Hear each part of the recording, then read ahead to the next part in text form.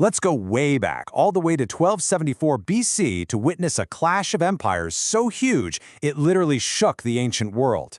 But the story of the Battle of Kadesh, it's not just about swords and chariots. It's really a masterclass in propaganda, power, and how history gets written by the victors, or in this case, by everybody who claimed they were the victor. And that's where we hit our first and biggest mystery. How is that even possible? When all the dust settled, both the massive Egyptian empire and the powerful Hittite empire shouted from the rooftops that they had won a glorious victory. So, who's telling the truth? That's what we're going to figure out. You know, the evidence they left behind tells this incredible story. On one side, you have the Egyptian version, carved into stone for all eternity. Pharaoh Ramesses II, looking like a superhero, just single-handedly crushing his enemies. But on the other side, well, that's a different story. It's a clay tablet, the world's first ever international peace treaty, signed 15 years after the battle. These two images, side by side, they perfectly capture the puzzle we're trying to solve. So to really get to the bottom of this, we've got to break down these two completely opposite stories, because this is, without a doubt, a tale of two very different victories. Okay, so you have Egypt's version, which Ramesses had plastered all over his temples. It's all about his stunning personal triumph, how he, the pharaoh, saved the day against impossible odds. But then you have the Hittite version, which says, no, the pharaoh got tricked, his army was smashed, and he had to retreat back to Egypt in total disgrace. One of these stories has got to be wrong, right? So how did we even get to this point? Well, first you have to understand the players involved. This wasn't just any old battle. This was a clash of superpowers. We're in the late Bronze Age, and you've got two giants, Egypt and the Hittite Empire, locked in this fierce rivalry to control these super valuable lands in what is now modern-day Syria. And this map just lays it all out. You can see the Egyptian Empire in green, pushing north from the south. Then you have the Hittite Empire in red, expanding down from the north. And smack dab in the middle is this contested territory, with the city of Kadesh being the grand prize. I mean, this was a geopolitical collision just waiting to happen. And we're not talking about a minor skirmish here. This was a battle on an unbelievable scale. It's thought to be the largest chariot battle in all of history, with somewhere between 5,000 and 6,000 chariots thundering across the field. Just try to picture that for a second. Now, the Hittite king, a guy named Muwatalli II, he was clever. He knew that a straight-up, head-on fight might not go his way. So instead, he came up with this absolutely brilliant trap, a plan based completely on deception. And the plan was so simple, it was genius. Step 1. Hide your entire army just over the ridge behind the city of Kadesh. Step 2. Send in some spies pretending to be deserters to feed the Egyptians some fake news. Tell them the Hittite army is miles and miles away.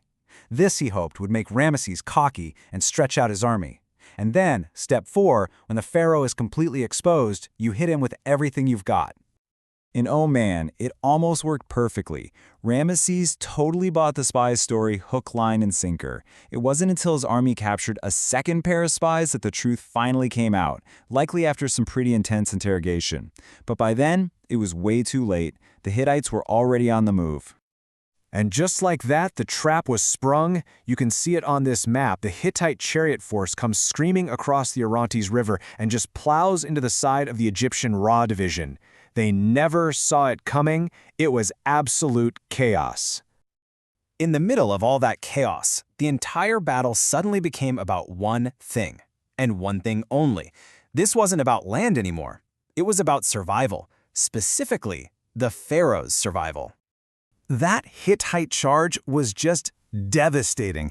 It completely shattered 2 of the 4 Egyptian divisions, sending them running in a full-blown panic. And that left Ramesses, who had been setting up his camp, suddenly cut off from the rest of his army and completely surrounded by the enemy. And you can just feel the desperation in his own words. In his official account, he describes this exact moment, saying this: "It's this incredibly raw, human moment in the middle of this epic, ancient battle." So what's a pharaoh to do? Well, according to his version of the story, he prayed to the god Amun for strength, and then he personally led this insane, desperate, heroic charge right back into the Hittite army. This single moment, whether it was exaggerated or not, became the absolute cornerstone of his victory story. But the thing that really saved him was just a stroke of dumb luck. Right when the Hittites thought they'd won and had started looting the Egyptian camp, A whole other division of Egyptian reinforcements just happened to show up. They caught the Hittites completely by surprise, and that gave Ramesses the breathing room he needed to regroup. So, after all of that fighting and all that chaos, what was the real outcome? Well, this is where we get to the true legacy of Kadesh. It wasn't a military victory for anyone, but it led to something way more important: the world's very first peace treaty. Let's just break it down. From the Egyptian point of view, it was a huge victory, because Ramesses snatched survival from the jaws of a total disaster. For the Hittites, it was a victory because, hey, they defended their land and forced the mighty pharaoh to go home. But for modern historians, we pretty much all agree it was just a bloody stalemate, where nobody really won. To make sure his version of the story stuck, Ramesses launched what we would today call an incredible PR campaign. He ordered 2 official accounts, known as the Poem and the Bulletin, to be written. And these weren't just records. They were epic, heroic tales carved onto massive temple walls for every single Egyptian to see for generations. And here's the real kicker. Ramesses' so-called great victory didn't actually end the war. Nope, the conflict just kept simmering for another 15 years. Both sides kept fighting over the same territory, neither one able to land that final knockout blow. And this is what it all led to. This is the ultimate outcome. Eventually, both of these superpowers just got tired. They realized they were too evenly matched, and that endless war was just draining their people and their treasuries. So, in 1258 BC, they did something truly revolutionary. They signed this formal peace treaty, the oldest one we've ever found, and promised to be allies. So that leaves us with this one final thought. The Battle of Kadesh started out as a story of egos and propaganda, but its true legacy, the thing that changed the world, was born from a stalemate. It kind of makes you wonder, what if the most important battles in history aren't the ones with a clear winner, but the ones that force enemies to realize that peace is better than a war that nobody can win?